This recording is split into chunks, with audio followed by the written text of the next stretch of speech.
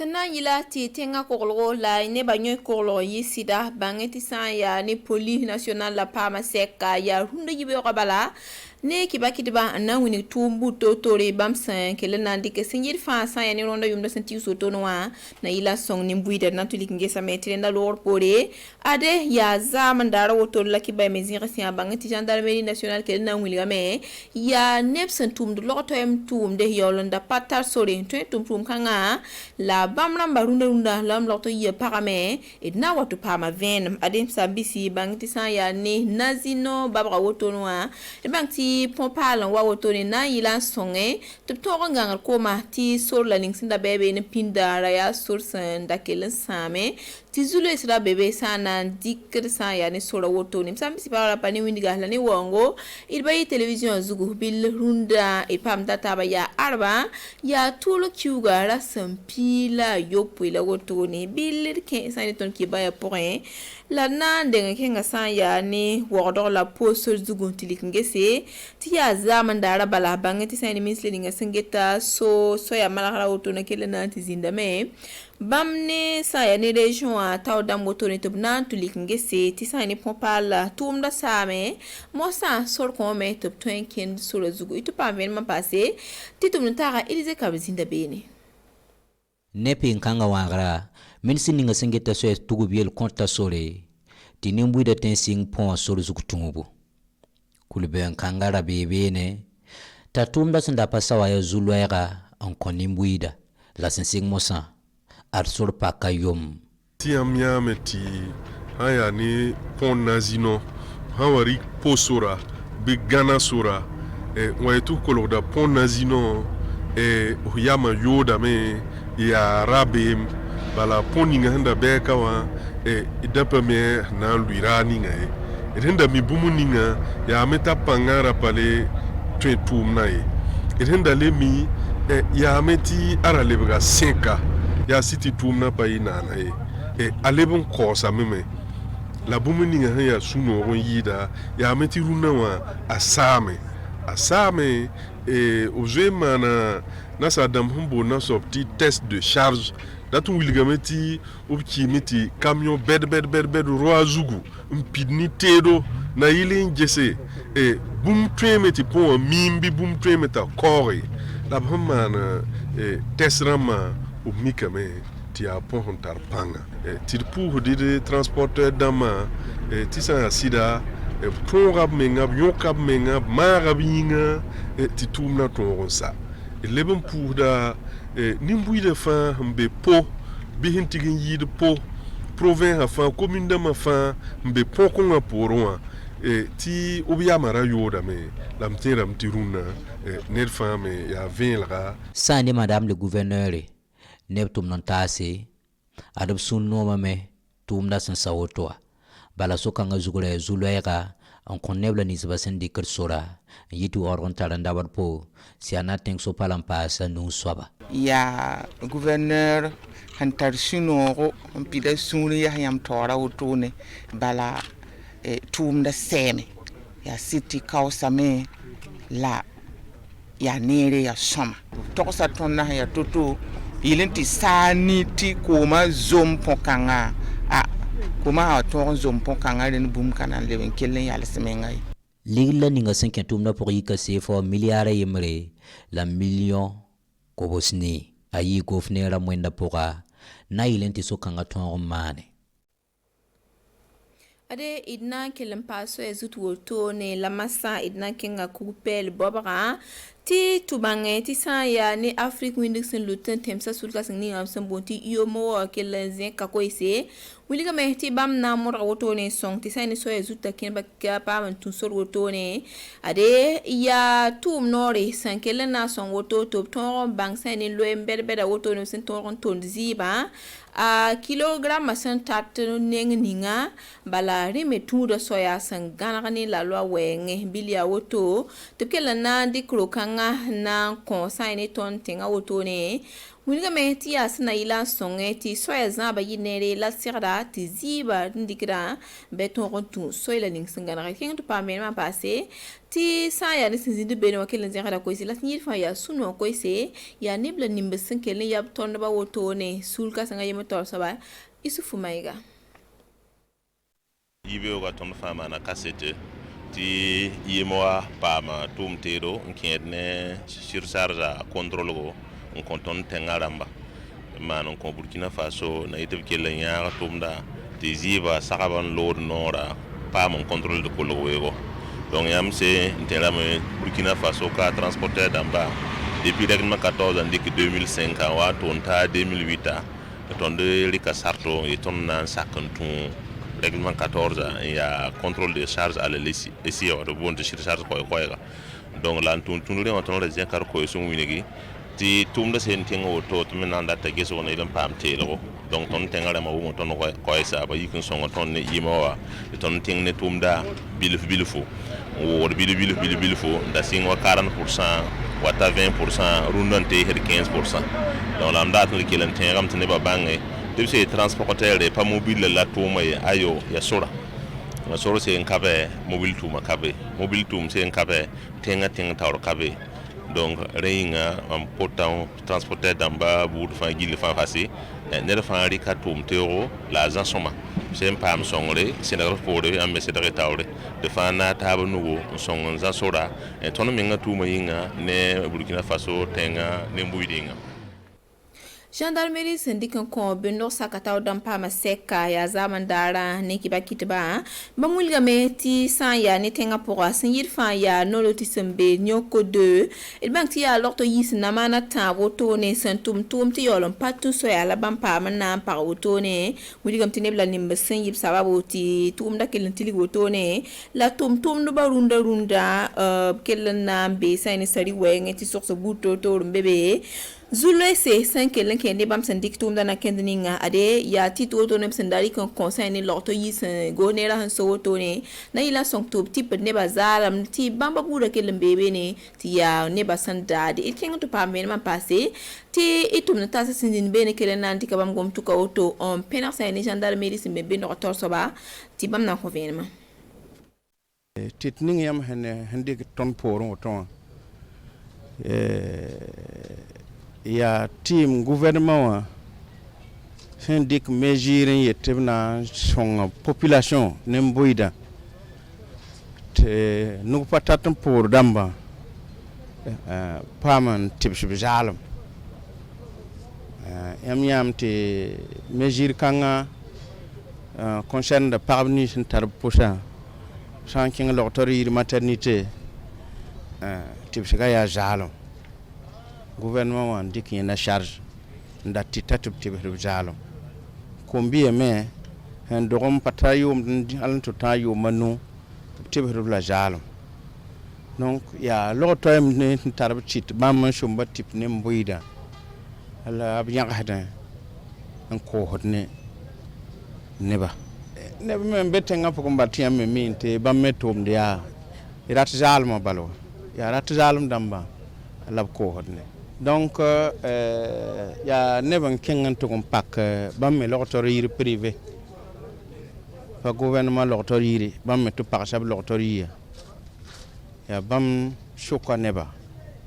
dar relationné l'autorité to pam titan kengat ne bam me l'autorité dama ton type de bam me type ne mbuido la ya hanna wilgite bam damba fa baye hentare ton type ne shal kabri ya ne fa yikti tuma kai fomen to kum bawro 10 tolle 20 tolle aménage bawli damba wana 15 pour kombe hom to baw ne hen karam lo to nda karango dik tawajibe tim ya pakti ya lo to yiri type nembuida la tonna bon hayam télévision remba ti song ne nembuida charlko lo tor yiri nam ni hembe non lo tinamba poson ab jaab menga ne lo tor yibamba voilà pare pawan 4 fois la abtare karmo mi lo to enda karango en 20 nembuide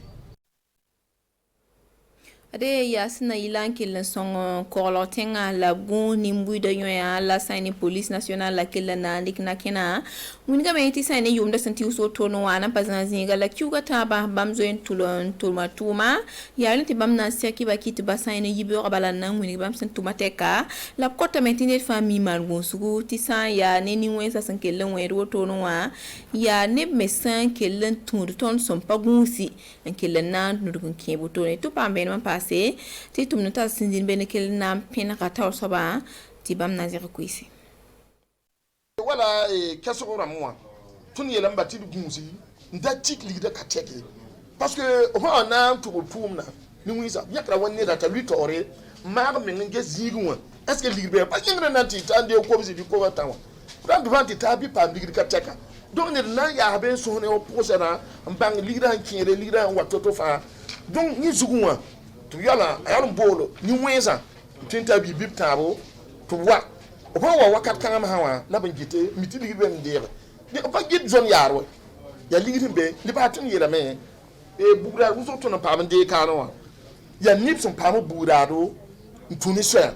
la tunisia to pa bugura da la o za bugura da za yodo ti ni wenza pa bugura da de musi nzu musi donc bugura bamba parce que ni wenza ila ta man se ban pa buro na yito akini hanzo man prison ramba donc enquête zu na mbuluka la kana pani donc na yito pa burada o bode ni himze tar burada pa burada ni so soma zugu pa man gide nde buro ko ma ha yon libre git ni ba ma hande hede ligida ataka de choso ramba ni alimentation ramba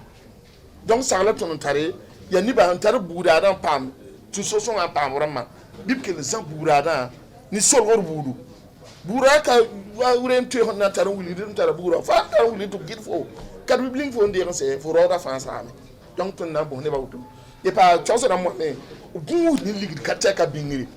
ligida wala ko si la bi ping na banque kar bi bokko fo damba ka mbingi ligida wala ho nyande sem pure be yilim yara fa bi bon numéro wa ton ko pila yo be pila yo pe ne pipi wala titan watamba ade sambisa fangili parla la pa pusda ban barkusro ki la songa yinga nem ni misin zinde masina bolo nan tal ton ba yam ke lenya siltik dale ko sati ya fasi wan possible bark nep tum to bil ya kala yan runda masa ya kil bayani silmiri ne bubakar boli ade sambisa parla pa wonna le kon biuni lafi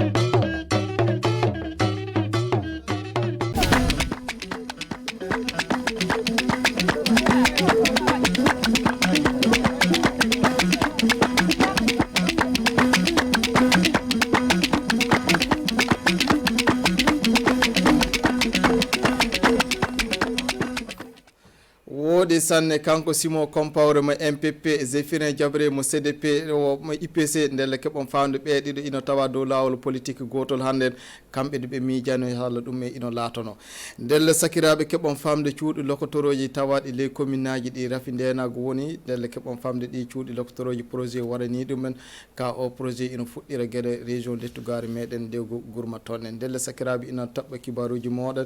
ndelle onon sakirabe an worbe rewbe nano fulfulde haala fulfulde tawbe joni o ino ndara suudu télévision mede RTB jam nyaldu don ka sakirabe en puddiran dum wonno journal meden ay joni o ka e yaade dum wonno fa hande dum won leydi Kodowar top ndelle kebon famde ton en hoorejo leydi mede Rockmar Christian Kabore o yottobe ke Kodowar hande fajiro en dum wonno Abidja ton ayo ndelle ko yaari o ton e dow du'a fa hande mayde premier ministre Kodowar Amadou Bakayo Kodum ayo ndelle dum wonno ko yaari ton en hoorejo leydi mede Rockmar Christian Kabore ayo ndelle ton o yahan o du ono Kodowar e dow inde makko e dow inde burkinankobe fu wodi de kebon famde do hewto an dum wonno baade kanko Amadou Bakayo ko tonen ayo Ahmed Bakayo ko tonen dele don en du ono koreji makko ayo dele dum wonno ko yaari fa hande Rockmar Christian Kabore dum wonno Abidja ton en leydi Kodowar hande fajir o en wonno ko yottowi ton ayo dele kebon famde sakirabe fu eden biyo Allah bawde hinnomo yafom ka sakirabe njara yeso kibaruji mede di e kebon famde dum wonno kengade en parti politique e dum wonno MPP e fa hande IPC ɓe hooreɓe partiji politique ɗo Simon Compaoré e fa hande Zéphirine Diabré ɓe koƴƴidi aadi kenga nde en ɓe dow gollidinde hakkude jungo ley jungo noɓe watta de ɓe ɓeyde yarude yesso fa hande ɗum woni joni o kam golle ɗum woni ko wiyete hono programme hoorejo leydi meɗen rokkmar Christian Kaboré ndelle kamɓe ɓewdo ɓe miijani salle o hande nde eɓe tawe e gollidinde dow lawol politique ɗum wonno ko fa hande ko Simon Compaoré o holli ka kettinoɗen ɗo ɗen Boubacar Boli. Zéphirine Diabré hoorejo UPC e Simon Compaoré mawɗo MPP ɓe gonaki no ga iɓe mbadda hoore batu maɓɓe yo noy ɓe kaani gollidde fa ɓe keɓa ɓe jottina aadiji hoorejo leydi meɗen handejo o amma ko ɓuri haɓɓude ɓe koye yo potal hakkunde burkinaɓe ɗum wonno ko Zéphirine Diabré addina golle muɗum ndelle hooreɓe partiji ɗiɗi ɗi jaɓi ballodira ele golle fa Burkina Faso ɓamto ndelle hoorejo UPC warano ɗo fa rowo ko ɗotirede ɗum wonno MPP fa yettina kamdu anniya muɗum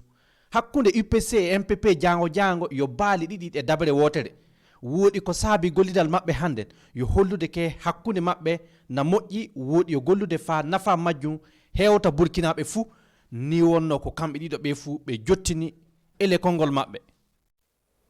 ayo ndelle sakiraɓe keɓon famde joni o ka torra e woɗi taƴgol nesi fu wonanta hadde yimɓe tawaɓe ina goni e lawol ƴuude Wagadugu ya po fa hewtawa ɗum wonno gana toɗɗen saabu keɓon famde hakkude Wagadugu yaade po ɗum wonno pont gomma ina wonno toon en ka keɓon famde o pont ina laatake ene hunde ko hulɓini sanne ko torrino yimɓe sanne ndelle gaɗa duuɓi sappo ko yimɓe keɗɗino fa oɗo pont o moƴƴine ndelle keɓon famde joni o ka o fo o ñiɓitama o moƴƴintinama fa woɗi o pont nasino kenga wonno ko Éric Bougouma batta laamu daraniɗo ñibgol laaw wonno ko on tawi ɗum kenga Élysée Kabiré kamɓe Alidou Badini tawno tom ka kettunoɗen Boubacar Boli. hano laawol ummotongol Wagadugu yaade po hakkunde maggol boni no saabe diggol mangol heeli wawano rewede amma ɗum ñiɓitama fa tiloken kengal ngol onta ko diggol ngol moƴƴina ɗum na wela yimɓe po. Ça va beaucoup quand même soulager la population de Po et de Ghana. ɗum walla yimɓe po e Ghana sanne sabu kamɓe e ndewata ngol laawol wawtu fuu wuuɗina ɗum walla yimɓe e hisude masibaji laawol on jii ele duuɓi cagtiɗi ɗi mobilaji kewɗi caamiga. C'est pas du tout intéressant. Ça a duré, mais on peut dire ouf. ɗum handoken amma hannden eɗen mbawi wiwde gasi sabu yimɓe adoɓe ngol laawol jonkay ndenoto wuuɗi ko yanam ɓoydu. Offert en tout cas aux usagers de cette route là. hano ngol diggol ngol weendu mawndu ndu nasino yo gilla hitande ujunere ɗiɗi e sappo e ɗiɗi ɗum bonuno ngol laawol fa Gana hewtoyta yo milliarduji goto CFA meɗen wonno ko gouvernement Burkina wultini fa gollal ngal laato. Nous avons repris la chaussée pour que elle puisse être suffisamment robuste. Mi moƴƴini laawol ngol min gaɗi diggol ngol fa tekki sanne beto on ndu wattama fa nani ndelle miɗo welti hannden sabu ɗo kay tiloke. Nous pouvons enfin dire que ce pont est terminé. ndelle eɗen mbawi wiwde laawol Wagadugu po na wawi rewede jonkay tawa baasi fuu waɗay. ndelle sakiraɓe gaɗa ko yahuno woodi o hooji aadi kanko hoorejo assemblée nationale Bala Alassane Sakandé ñande 7 lewru mars ko faltino ɗum o yehino ɗum wonno nakko toon en o hooji aadi toon e walliside ɓe yimɓeɓe en heɓde ɗum wonno ndiyam laaɓudam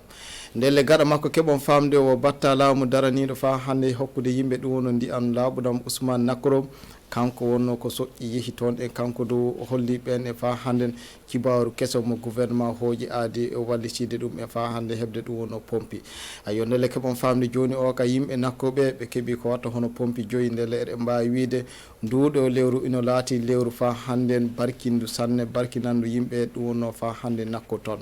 ayo kettuneɗo nde en fa hannde kanko Boubacar Boli. caggal balɗe 7 jahangal Alassane Bala Sakandé nokku wuro no andire Bakparal lo jompo batta laamu darano ndiyam Ousmane Nakro yehi toon kamdu pompiji yeruita mbiyanoɗi ñiɓente yimɓe Bakparal ɗi inan fuɗɗama fa diyan heɓama jonka mawɗami wi'i ke min dabana wattade min balla yimɓe keɓa ndiyam laɓɗam yara ndelle gouvernement waɗi kanƴi yeruita ɗiɗi nokku Bakparal lo jompo ga ndelle miɗo yetta kala neɗɗo fuu gattuɗo baka muɗum heɓa wallire ɓe yimɓe e ndiyam jonin Allah waɗi yo pompiji tati ɓeyditi ɗiɗi ɗi ɓe keɓata no ɗi ɓe keɓata jonka en mettant à la disposition des populations 3 autres forages. Yo pompiji joyi wonno ko gure Nyenyera, Jinging, Bakpara lo jompo e tawti Bobora keɓata. Ousmane Nakoro tawama haddu gure joyi ɗe fu nokku fu to o yotti masinaji goni ina mburwa. Mais 5 forages dans l'espace d'une semaine. Pompiji joyi ele jeɗɗire ɗum yo weltare. Garangal makko firtatano ke joni kay gouvernement na andani saɗɗaji yimɓe gure amen. À nos préoccupations. Dabre gouvernement yo gollude no watta de ɓi Burkina fuu heɓa ndiyam labɗam yara. O hantiri jahangal makko ton e tawede barasa nakko. O barasa wonano e annya utede. Noga e jeetati cuuɗi lokotoroji tawaɗi les communaji nayi les région less ɗum wonno laamode gourma ina mi anni hebde les balɗe garoje ɗum wonno balla projet biyeteɗo prépare Burkina ndelle o projet daranta kono fa filono yimɓe jonde lobbere ndelle keɓon famde o projet ina golla hono ley banggal filanade yimɓe cella ɗum wonno ndiyam laaɓudam la'ari woɗi fa hannden e nema ka keɓon famde o projet ko watta hono milliard uji nogay wonno ko leydi Amérique watti e dow oɗo projet ndelle keɓon famde gaɗa région de l'Est toon o projet o warano ɓeyde yajude hono les région ji ɗiɗi goɗɗi ley duuɓi garoji ayo ndelle keɓon famde Amidou Lankonde kamɓe Aruna no maari tawno toon Boubacar Boli no wonnono ɗum yarete projet keso joƴƴinama fa wallita yimɓe dewgu lettugal Burkina Faso habda e talkaku inde projet on Prepare Burkina. Ce projet va intervenir dans ce que nous appelons la zone de résilience au Burkina. Ano projet keso o ko wana dewgu lettugal o tawete Sahel e dewgu centre nord e wallude yimɓe hano fara lettugal ga min tawete cuuɗi loctoroje Mané e tawti Bogande fu hawran kominaji 4 e cuuɗi loctoroje nogay e jeetati wonno komin golloyta aadiji amin de yo tindinde yimɓe e yaajinde ɓeyngu muɓɓe wallude yimɓe keɓa ndiyam labɗam e la'are woɗi hokkade ɗum wonno sukaɓe neema inna e suko du wallite e le cellal muɗum promouvoir la santé de la mère et de l'enfant. Yo duuɓi joyi wonno ko Prepare Burkina neɓitta joƴƴinede majjum ina wela ardiɓe dewgu ton sabu wallitan yimɓe e le gundam muɗum. Le projet Prepare Burkina cadre avec nos préoccupations du moment. Iri ɗum e bandu miɗen kajano ɗum koɓe jinganta ɗum na latanami minen du kaɓɓa ko sabu miɗen gondi e yimɓe ɓe ngala bawɗe piruɓe saabe rafidenago so Allah jaɓi minen addiɓe dewgu ngu min ɗotiranɓe faa ɓe keɓa ɓe juttina aadiji maɓɓe. Vous accompagner et faciliter l'exécution de ce projet. Projet on yo milliarduji nogay CFA meɗen wonno ko golita yo leydi Amérique hokki ɗiɓuɗi ɗin fa gollal ngal laato yo dewguji tati ɗum wonno lettugal Sahel e tawti centre nord yo ɗen nokkuje keɓata ballari ndin.